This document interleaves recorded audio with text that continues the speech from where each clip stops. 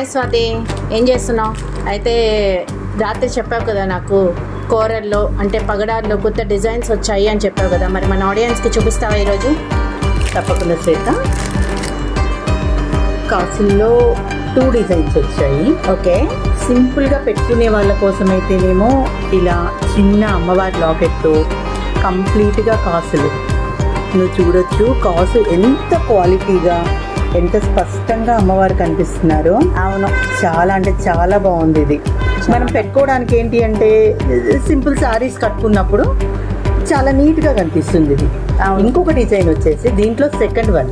Okay. అది వచ్చేసి మనం ఇప్పుడు రాబోయేది ఏంటి, ఆషాఢం తర్వాత శ్రావణమే కదా. అవును. సో అమ్మవారి పూజలు చేసుకుంటాము, శ్రావణ వరలక్ష్మి వ్రతాలు చేసుకుంటాము. సో ఆ టైంలో మనం అన్నీ ఎక్కువగా పట్టు చీరలే కట్టుకుంటాం.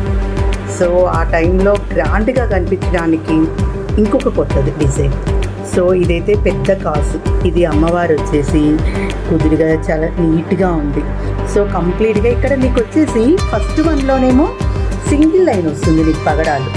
సెకండ్ వన్ వచ్చేసరికి డబల్ లైన్తో ఉంటుంది. సో ఇది సింపుల్ శారీస్కి బాగుంటుంది.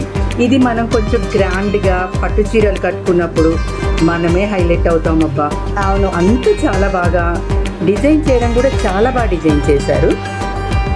ఒక్కసారి ఎవరైనా పగడాల్లో ట్రై చేయాలి అనుకుంటే ఈ 2 డిజైన్స్లో ఏదైనా తీసుకోవచ్చు. అండ్ మనం కావాలి అని అంటే సేమ్ ఈ పగడాలకి మనం ఇయర్ రింగ్స్ కూడా పేరప్ చేస్తాము.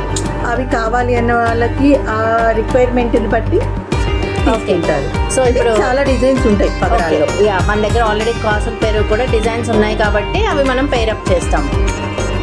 అండ్ ఇంకొకటి ఏంటంటే బ్లాక్ బీడ్స్ అంటే ఇష్టపడని వాళ్ళు, బ్లాక్ బీడ్స్ అంటే కాదు అనే వాళ్ళు నాకు తెలిసినంత వరకు ఎవరు ఉండరు.